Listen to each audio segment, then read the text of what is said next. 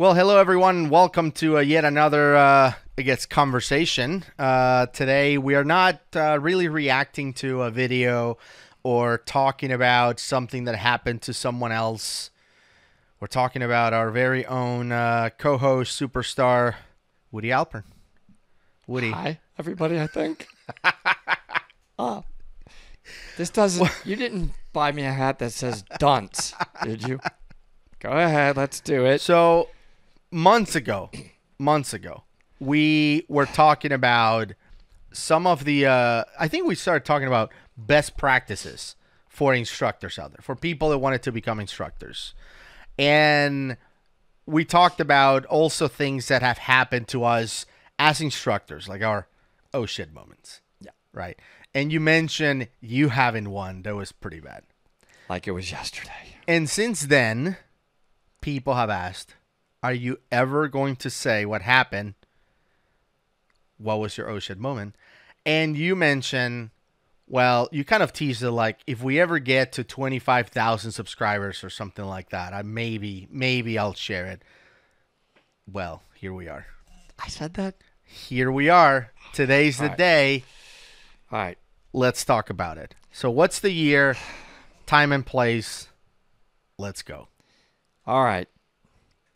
Roughly near the beginning of my becoming a dive instructor. So I think like a roughly 9 to 10 years ago. I led a dive trip, which was amazing, on the Kona Aggressor and was diving Kona, Hawaii. And I led a group of, when you lead a trip as a dive instructor, you're going to lead them, guide them, and even do classes throughout the week on a trip. That's one of the benefits for them of coming on the trip. They can get a lot of dive education in. And I'm a new instructor, and I'm pumped and hyper, happy, excited, experienced Woody. Right. With my students. And we were diving in Kona, Hawaii, and epic diving. And then this happened.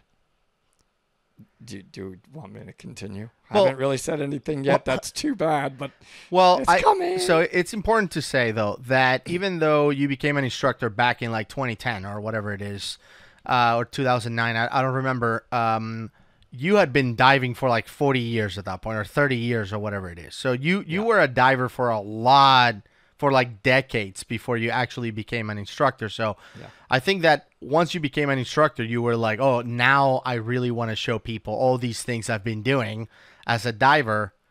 It's just that you had been diving for decades and people weren't ready for that. It's a really good point because actually the ending of this, so I want you to watch this until the end, is the more experienced you get both as a diver and instructor, the more likely that you may forget those that you are leading or teaching are not where you are. Right. What you may think is safe and easy in your brain, it will say, this is nothing, this is fun, this is enjoyable. Don't think about it for yourself. Think about who is with you. That's and right. that's easy to forget the more experienced you get. So that's actually a really good point that is going to come out in my admission. All right. So you're in Kona. Yep. And then what? All right. So had various different students or whatnot. I'm not going to draw out the whole week. One of the couples on the trip was a husband and wife that was excited about taking various continue education with me. I had taught them before. I believe I did their confined water and open water certification. So you tend to make a bond with your students at that point. And they wanted to take Con Ed, like learn better navigation techniques, improve their buoyancy, maybe some deep diving. And throughout the week, they were taking classes with me. But they told me this clearly and a number of times. There was no ability to misunderstand this, unless you're me. Hey, Woody, listen, the wife says, I've had knee surgery multiple times. Oh my God.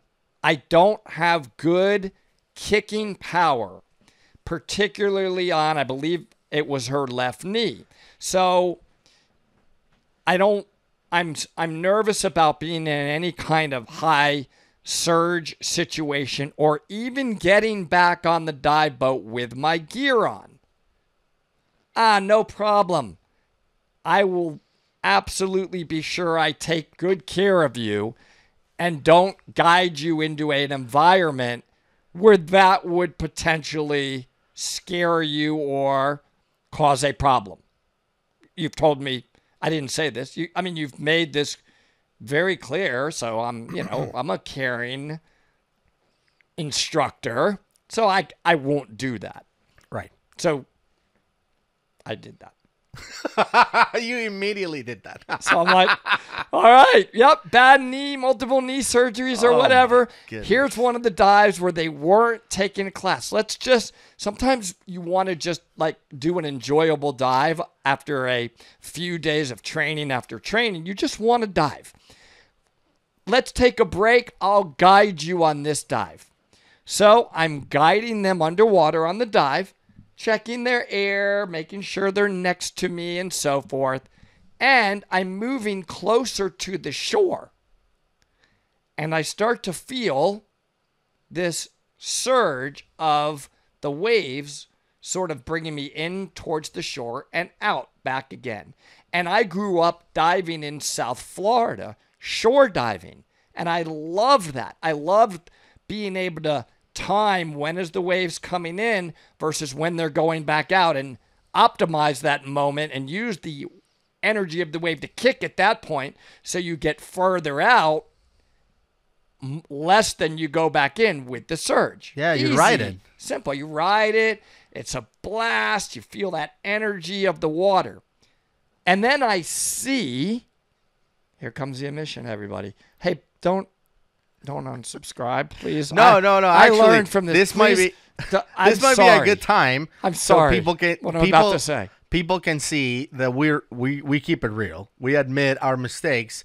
Please subscribe to the channel. If you're watching this and you haven't subscribed, go ahead and support us by hitting that subscribe button and the bell for notifications for more of our own admissions and potential legally liable admissions here in the channel. Nobody got hurt, thankfully, but here's what I did. As I go closer and closer to the surge, I feel the surge taking me in more and out, and they're still with me.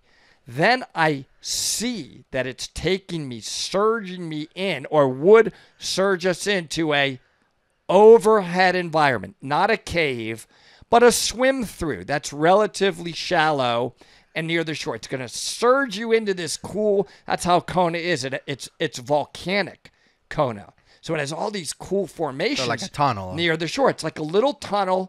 It doesn't go far. It's going to surge you into it and then surge you back out like an underwater ride. Woohoo! And I'm screaming underwater and I'm with them. I'm like, yeah, let's surge into this. And they surge in with me. And I'm looking at, I guess from what I remember, only the husband who's like, okay, yeah, this is all right. And it surges us back out. And there they both are again. I'm like, cool, let's do it again. That lady had one leg, dude. And we're surging back in, and I look at her, and I don't see the same excitement. I see more like, I'm going to die. And then we surge back out. And I don't remember it was on the second or third surge, but when we surge back out, either the second or third time, I see him, but I don't see her. Where is she?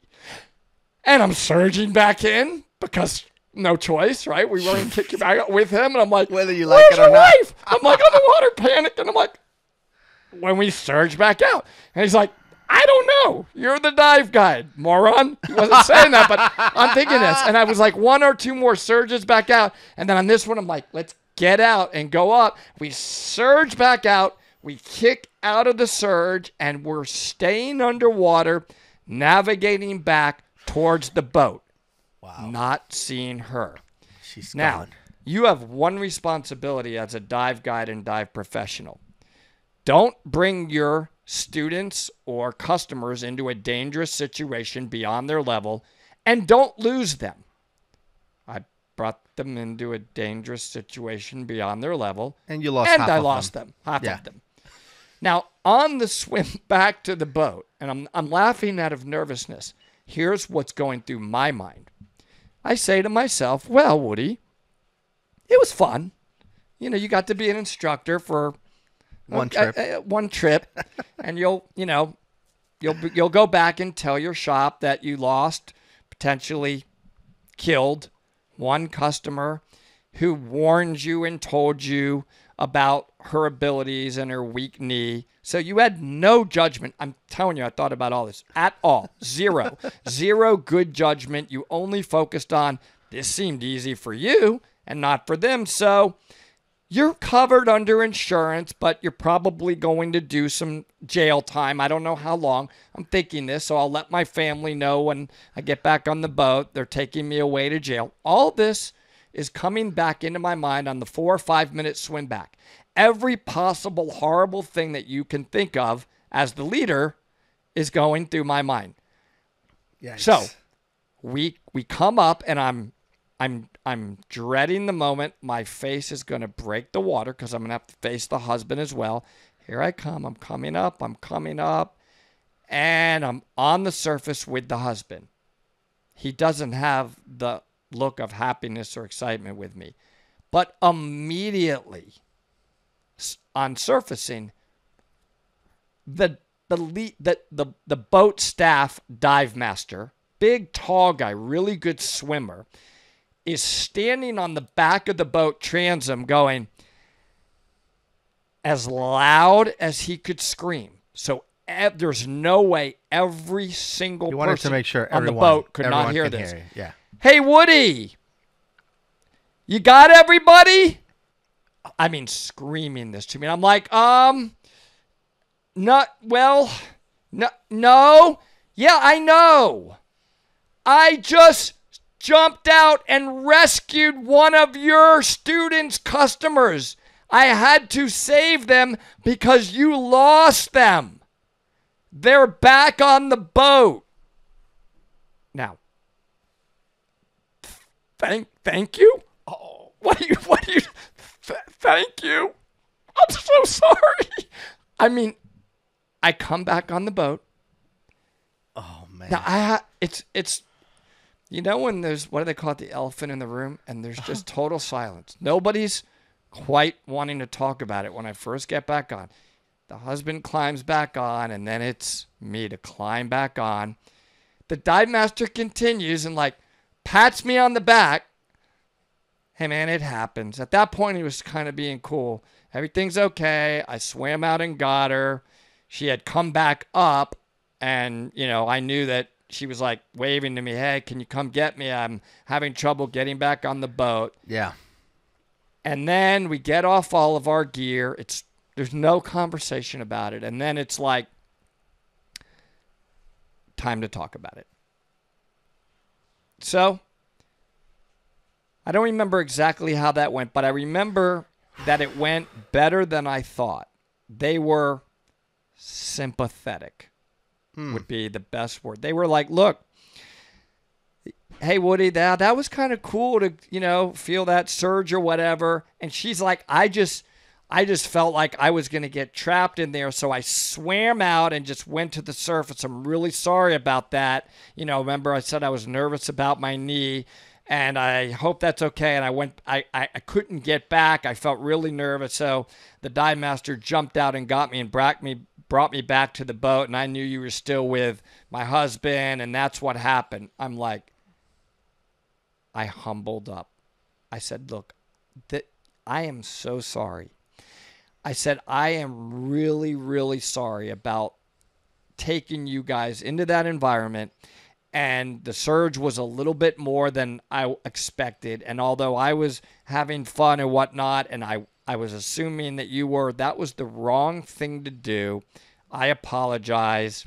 Won't happen again. And from that moment on, here's what I live by right now to this day.